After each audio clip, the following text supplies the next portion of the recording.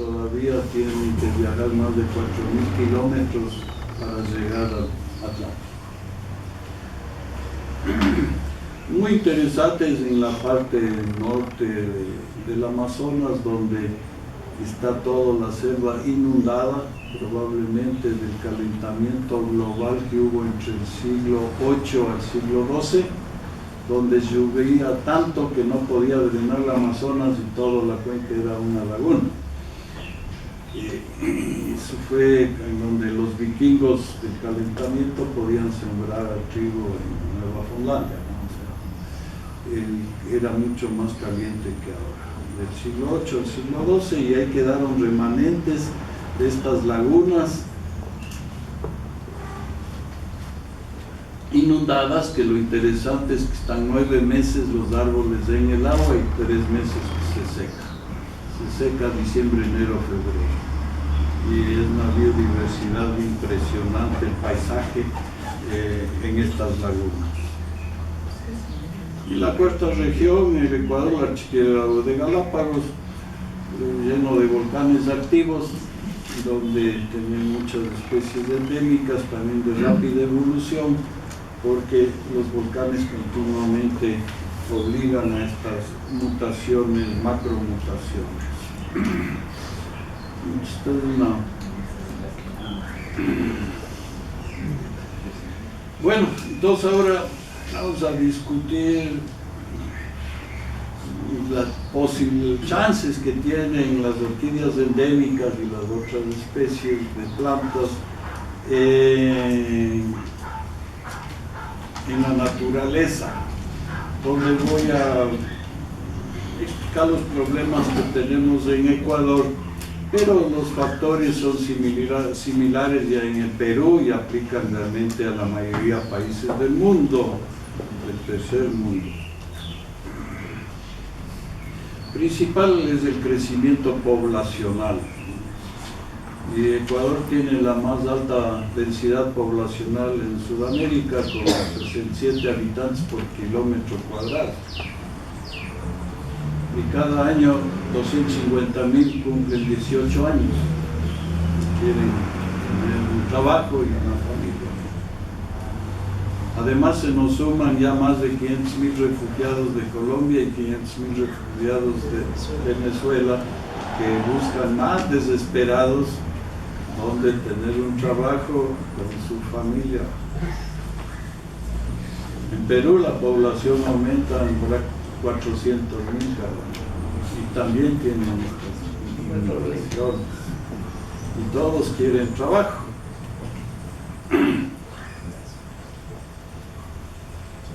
En toda Sudamérica la mayoría del PBI son las exportaciones de materias primas. Prácticamente no se invierte en industria de productos manufacturados. Entonces, inversión para tener nuevos puestos de trabajo es complicado. Imagínense en Brasil, que aumentan 1,5 millones cada año. Entonces, la inversión extranjera en Sudamérica es muy pequeña y prácticamente nula en Ecuador por el gobierno del correísmo de los últimos 10 años, que no estaba en contra de la inversión privada.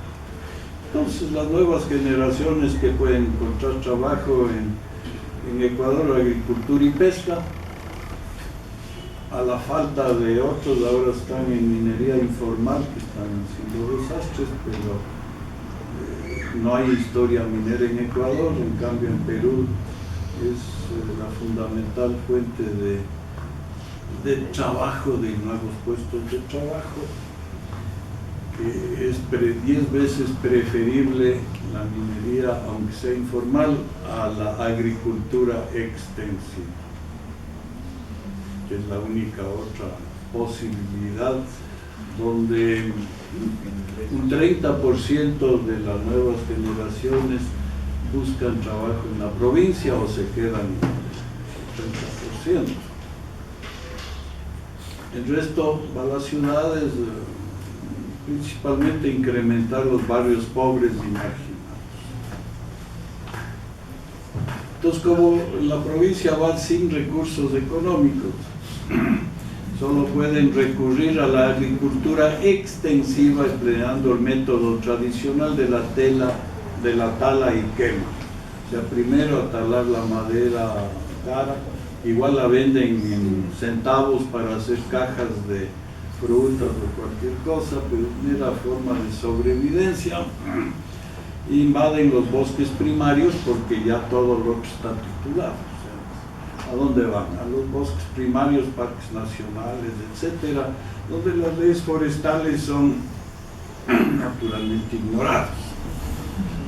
El Ecuador cuenta con la mayor red de carreteras secundarias de América del Sur por superficie geográfica. Tenemos más de 80.000 kilómetros de caminos que los municipios continuamente penetran con su tractorcito nuevas carreteras para dar justamente acceso a la gente desempleada, a la juventud, para que talen el bosque, ¿no? Para que talen el bosque y puedan alimentar a su familia. Entonces también Ecuador tiene el mayor porcentaje por superficie de tala y quema al año, donde se calcula el promedio de estos últimos 30 años de unas 200.000 hectáreas que se quema de bosque. En una hectárea habrá unos 500 árboles, pero en cada árbol hay miles de plantas epífitas, hay decenas de miles de insectos y otros. Probablemente se queme en una hora durante todo el año de lo que se colectó en orquídeas en los últimos 200 años, o sea, lo que se pierde cada hora. Entonces, ese es un serio problema, donde, como digo, se pierden unas 200.000 hectáreas de lo poco que nos queda de bosques primarios. Y en la tala y quema se pierden decenas de miles de especies. Entonces, como decía, la juventud va a invadir estos bosques. Lo primero que hacen es cortar con motosierra forma fabulosa la madera. La nueva costumbre, antes sacaban en mula, es poner cables de varios kilómetros y lo sacan como por cable la madera, y ya llegan ahora a talar en los sitios más remotos, inaccesibles de los parques nacionales, la madera valuada. Habrá unos 6 árboles de alto valor grande por hectárea, pero al talar esos 6 árboles, la biodiversidad de 10 años después va a estar a la mitad sin plantas endémicas. Es brutal la tala selectiva, que es aprobada por muchos ambientalistas a nivel mundial y en la cuenca de la zona. Tala selectiva es desastre. Después de la madera que nos sirve, cortan y hacen carbón de leña, y a la final queman el resto para sembrar sus papitas, locas, maniocas, que a duras penas les da para sobrevivir. Y espero que, asumo, ¿no?, que en unas décadas, el 90% de lo que queda en la costa y en la región interandina va a desaparecer por la población demográfica. El segundo factor para la sobrevivencia de las plantas es el cambio climático local. La patraña del calentamiento global actual que le culpan al CO2, que es la de más alimento para las plantas, y en épocas cuando los dinosaurios estaban alimentándose de miles de toneladas diarias de plantas, había 3 veces más CO2 y era mucho más caliente que hoy. Pero todo este tema, ¿no?, era de que hubo un enfriamiento. Estamos en la edad glaciar, en un interglaciar que comenzó hace 10.500 años. Eso sucede cada 40.000 años más o menos. El ciclo dura 10.000 años y el ciclo está por terminar para volver a la edad glaciar. normal, donde habrá 4 kilómetros de hielo vertical en Canadá y en Alemania. Es la glaciar. Por el momento estamos en el interglaciar, donde, como dije, hubo un buen calentamiento del siglo IX al XII. Desde el siglo XIII vino un enfriamiento, un mini glaciar, que en Europa estaban en tremendos problemas agrícolas, porque cuando se enfría la agricultura decae, y cuando estaba Isabela la Católica, en esa época las hambrunas eran muy grandes en Europa. El problema era mundial, donde hubo 3 máximos de enfriamiento, en el año 1650, en 1770 y en 1850. El calentamiento nuevamente comenzó desde 1850, por ciclos naturales. Lamentablemente todos le culpan al siglo actual de la industria y los vehículos y no estudian cuáles son las causas reales del calentamiento global, que va a ser inevitable hasta que venga el nuevo ciclo glacial.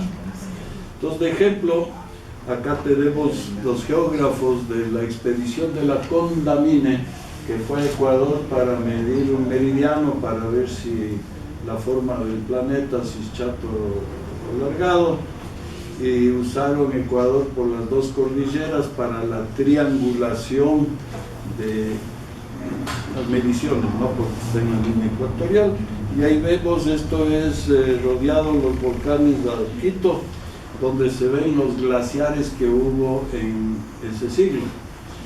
Las anotaciones fueron muy exactas porque tenían que medir las temperaturas para sus instrumentos y el clima era 3 grados más frío. O sea, 500 metros más bajo, y eran glaciares que comenzaron a derretir, como digo, en 1850, o sea, cuando vino Alexander von Humboldt tenía las mismas condiciones de estos glaciares, e inclusive he visto fotos en blanco y negro de inicios del siglo pasado de los hieleros del Pichincha en Quito, que naturalmente hoy no cae ni nieve, a veces cae granizo. Entonces ahí tienen la evidencia de cómo era y que era un ciclo natural. Entonces lo que realmente es serio es el cambio climático local, que eso se debe a la deforestación de los bosques, especialmente en el litoral y en la cuenca amazónica, donde estos bosques primarios son esponjas de humedad. Entonces cuando vienen los vientos del Pacífico o del Atlántico, ¿no?, llevan vientos húmedos a las cordilleras andinas. Ahora, como está deforestado, llegan vientos secos, ¿no? Y he notado que cada año los veranos se alargan.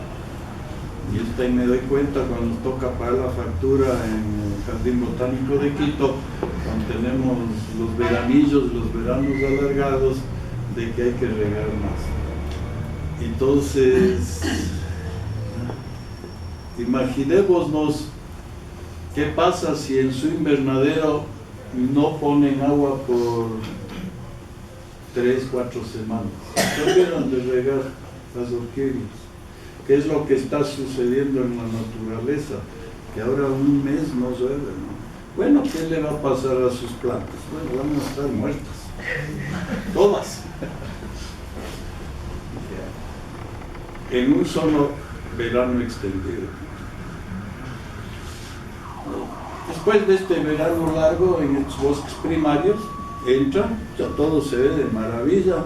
Ahí están las bromelias, ahí están todas las plantas que están preparadas para sobrevivir un verano más largo, los helechos, las gesnerias, todo de maravillas. Pero las plantas endémicas, especialmente las orquídeas endémicas que no tienen pseudobulbo en estos bosques húmedos, van a estar extintos.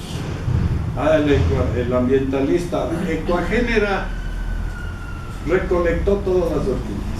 Se le culpan al humano de porque ya no hay en ese bosque. Es absolutamente falso, porque no se va a encontrar ni las orquídeas feas desde el punto de vista ornamental, y solo se va a ver orquídeas colonizadoras.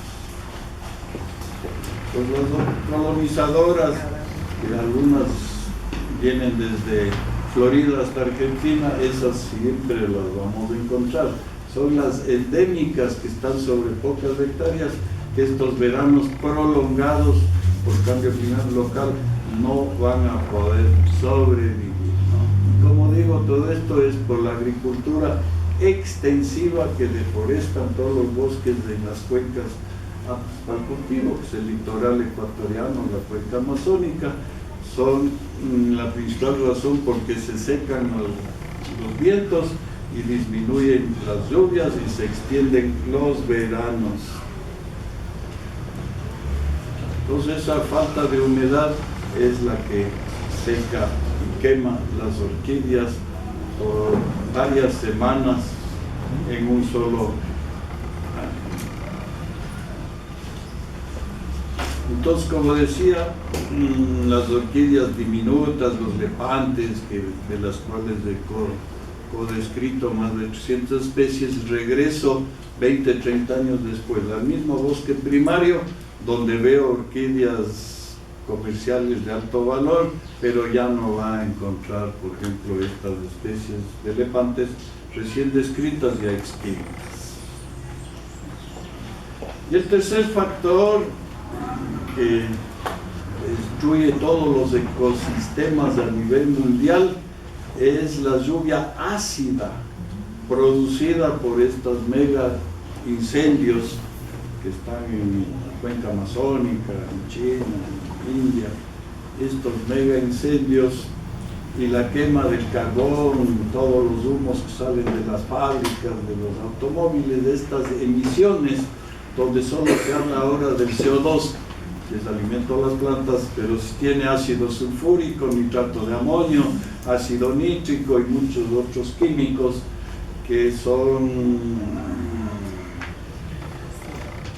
se depositan en todos estos ecosistemas y son desastrosos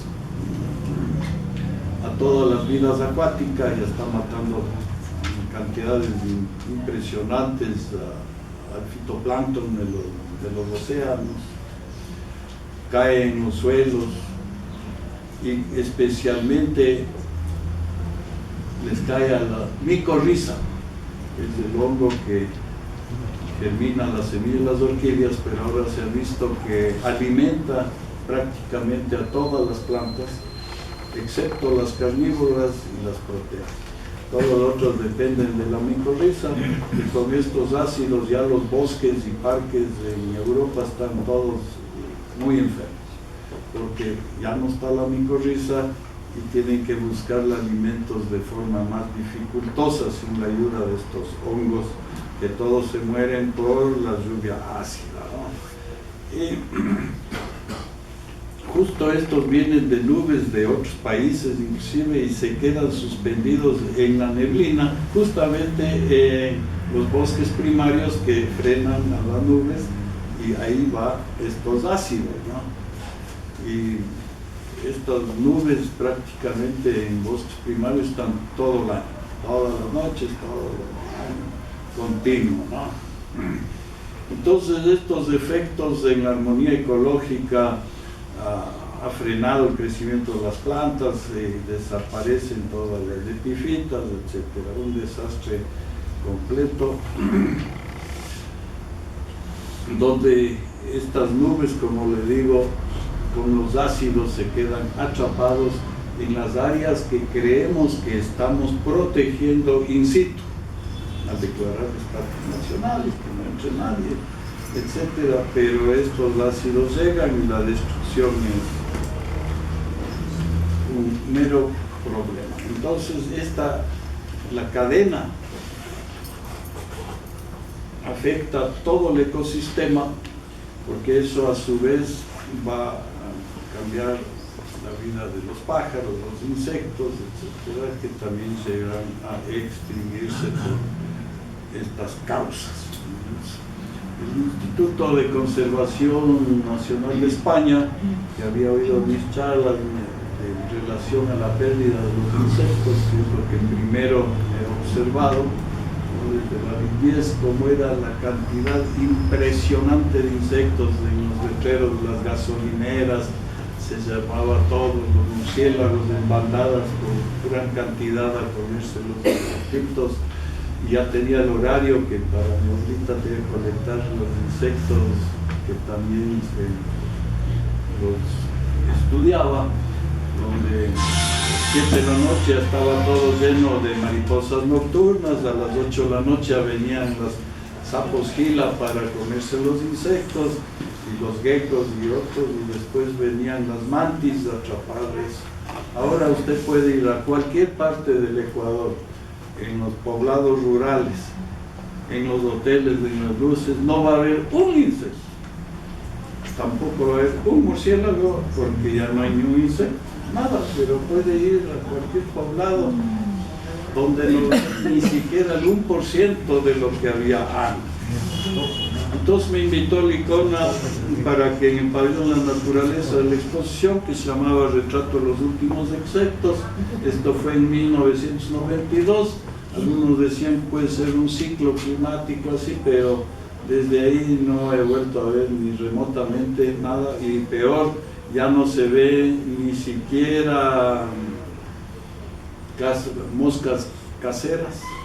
Antes cuando tenían los terrarios, afuera dejaban los perros su jugo ahí, estaba lleno de moscas, en 5 minutos tenía la bolsa para alimentar los terrarios.